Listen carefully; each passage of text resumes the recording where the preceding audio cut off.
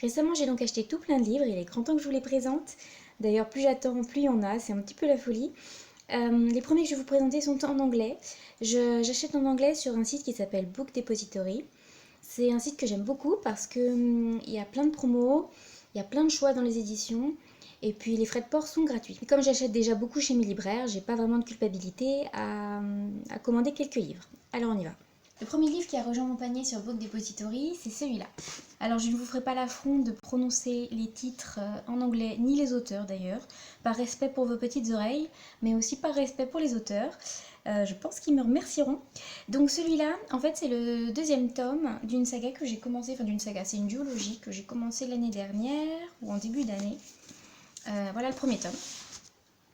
En fait, c'est une histoire de sorcières. Ce sont deux sœurs sorcières qui appartiennent à une lignée de femmes sorcières qui ont un don, mais ces deux sœurs-là, on leur interdit d'utiliser leur don.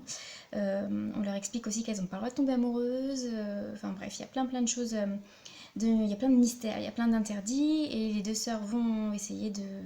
Enfin, ça va pas leur plaire, elles vont essayer de se rebeller.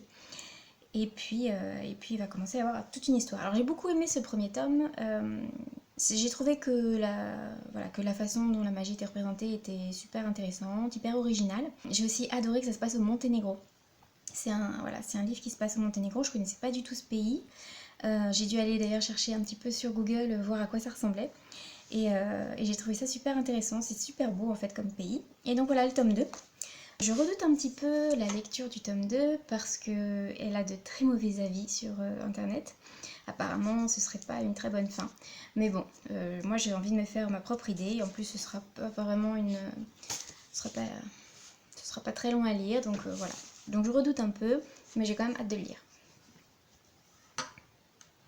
Le second livre à avoir rejoint mon panier sur Book Depository, c'est celui-là. Je ne le connaissais pas du tout. Je savais juste que ça parlait de magie, de malédiction, et c'est vrai que depuis que j'ai regardé Sabrina sur Netflix, je suis plutôt portée sur les sorcières. J'avais très envie de lire des histoires de sorcières. Donc c'est pour ça que j'ai choisi celui-là.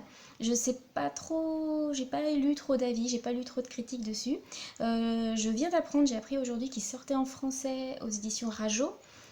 Bientôt, voir si c'est pas déjà fait. Donc voilà, moi je vais le lire en anglais, on va bien voir ce que ça va donner. Ensuite, j'ai décidé de prendre ce livre-là. J'aime beaucoup l'auteur. En fait, j'avais lu... Voilà, c'est l'auteur d'Harry et Dante. J'avais adoré Aristotle et Dante. Ça avait été un coup de cœur sidéral, un coup de cœur phénoménal et absolu. J'ai adoré la plume, j'ai adoré le style, j'ai adoré les sujets. Et donc, il était tout à fait normal que je prenne celui-là dans ma commande parce que l'auteur reprend à ce qui semblerait sensiblement les mêmes sujets, des ados en quête d'identité, en quête d'acceptation. Et connaissant la plume de cet auteur, je suis quasiment sûre d'adorer. Et enfin, le dernier livre qui a rejoint mon panier sur Book Depository, c'est celui-là. C'est un livre dont j'ai encore jamais lu cet auteur, mais je sais qu'il est absolument encensé. Il a fait même une intervention à l'université de Cambridge, je crois, qui fait un cycle cette année, qui fait un cycle sur la fantasy. Ils avaient déjà invité Victoria Schwab et là ils l'ont invité. Son intervention était super belle et ça m'a donné très envie de lire son roman. Donc en fait, on est en pleine fantaisie, inspirée de mythes africains. Je n'ai jamais lu ce genre de littérature et je suis très contente d'avoir ce livre-là pour pouvoir tenter l'aventure. C'est une petite briquette, voilà, c'est écrit tout petit. Je pense que je vais mettre 150 ans à lire ce livre, mais ce sera, j'espère, 150 très belles années. On passe au livre en français. Maintenant, j'ai reçu des éditions Syros, Comment mon père est mort 2 fois, de Yves Grevet. Yves Grevet, c'est un auteur que je suis particulièrement puisqu'il est venu il y a 2 ans à la médiathèque. On avait travaillé autour de son œuvre, on l'avait accueilli pendant 1 semaine. C'est quelqu'un de formidable, c'est quelqu'un de plein d'humour, hyper accessible. On peut discuter pendant des heures avec lui, sur tout, sur rien, sur la littérature. Il est intarissable. Très décomplexant aussi sur l'écriture, voilà, c'était vraiment une super semaine qu'on a passée quand il était venu. Donc depuis je lis tout ce qu'il fait et Syros a eu la gentillesse de m'envoyer celui-là. Donc c'est C'est un thriller d'espionnage en fait. On va suivre Soen, un jeune garçon, un collégien qui vit à La Réunion, dont le père meurt dans un accident un petit peu étrange et du coup Soen va se poser plein de questions. Il va se rendre compte que son père n'était pas celui qu'il prétendait être et il va mener l'enquête. Pour être franc, je l'ai déjà lu, je l'ai déjà fini, donc bientôt vous allez voir un article, ma chronique sur le blog. Je la posterai, j'espère, d'ici pas longtemps. Et je remercie encore du fond du cœur les éditions Cyrose de me l'avoir envoyé. Le second livre que je vous présente en français, c'est celui-là. C'est le deuxième tome de la saga Starpoint. Alors je sais pas encore combien de tomes il y aura. Voilà. J'avais lu je viens de finir en fait le premier tome il n'y a pas très longtemps. J'en ai fait déjà une chronique sur le blog, vous pouvez aller le voir. J'ai adoré, c'est un livre qui était sur mon étagère pâle depuis un petit moment. C'est là où on se sent un petit peu bête d'avoir laissé traîner une perle comme ça sur son étagère. Du coup j'ai enchaîné, tout de suite j'ai acheté le second tome. Et j'ai hâte de continuer l'aventure. J'ai vraiment hâte de savoir ce qui se passe. Donc en fait on suit l'histoire de Pythagore. C'est quoi ça ? Pythagore Luchon. Bon, c'est pas sa faute, hein, quand on a une mère prof de maths et un père professeur en physique quantique, je pense qu'effectivement on n'a pas trop le choix. C'est une biologie sur laquelle je peux pas trop donner de détails sans tout spoiler, mais sachez que c'est de la science-fiction, de la très belle science-fiction, avec beaucoup d'imagination, beaucoup de créativité, un peu d'humour, de la sensibilité. C'est assez innovant. Enfin, moi, pour avoir lu quand même pas mal de science-fiction jeunesse, j'ai trouvé beaucoup de nouvelles choses et beaucoup de nouvelles sensations en lisant cette duologie, enfin en tout cas ce premier tome. Donc j'espère les retrouver dans le second tome. Voilà, donc...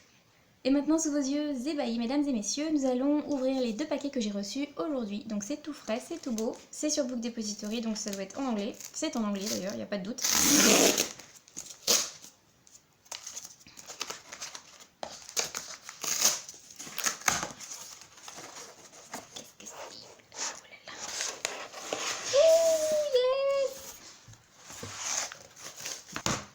J'ai donc commandé celui-là, le dernier Willy Schwab, enfin le dernier, apparemment c'est un livre qu'elle avait écrit il y a très longtemps mais qui n'a été édité, ou en tout cas réédité que très récemment. Donc voilà, j'ai pas pu m'empêcher parce que j'aime beaucoup Willy Schwab, j'aime beaucoup Victoria Schwab. Tout le monde en ce moment est en train de parler de Vicious.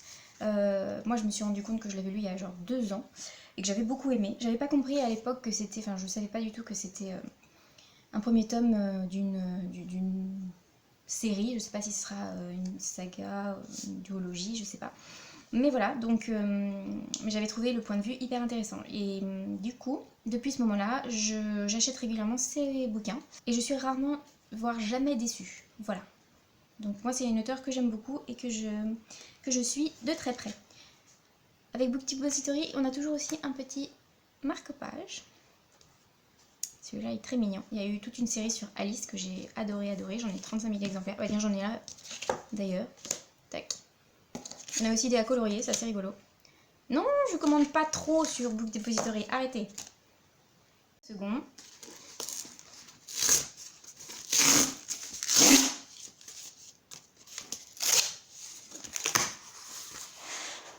Qu'est-ce que c'est? Oh!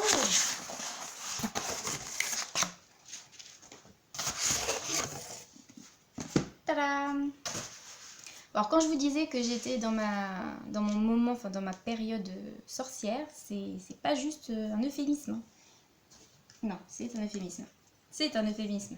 Donc quand je vous disais que j'étais dans ma période sorcière, il fallait me croire. Ils m'ont tous tenté sur le site internet. En plus celui-là il est super beau.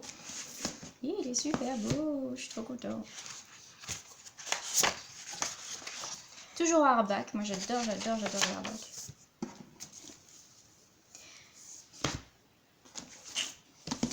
Franchement, je suis trop contente. Regardez comme ils sont beaux. Alors je sais pas trop de quoi parle The Near Witch. Je pense que c'est un truc de sorcière. Je sais pas trop. Mais j'y vais plutôt les yeux fermés quand il s'agit de Victoria Schwab. Parce que, comme je vous l'ai dit tout à l'heure, il est rare que je sois déçue, voire jamais. Donc voilà, donc je sais très bien que je vais adorer cette histoire. Et puis là, donc en fait ce sont des nouvelles. Ce sont des nouvelles écrites par toute une flopée d'auteurs. Voilà. Donc je sais pas du tout à quoi m'attendre, j'ai pas vu beaucoup de critiques ou de... Même en anglais, j'ai pas vu beaucoup de chroniques faites sur ce livre-là. Donc je sais pas trop à quoi m'attendre, j'espère que c'est bon, bien sûr. Et puis moi je vous en reparlerai bien sûr aussi. On verra tout ça. Voici donc tous les livres qui ont rejoint ma palle récemment. Je suis trop contente, ils sont trop beaux, j'ai trop hâte de les lire et de vous en parler tout bientôt.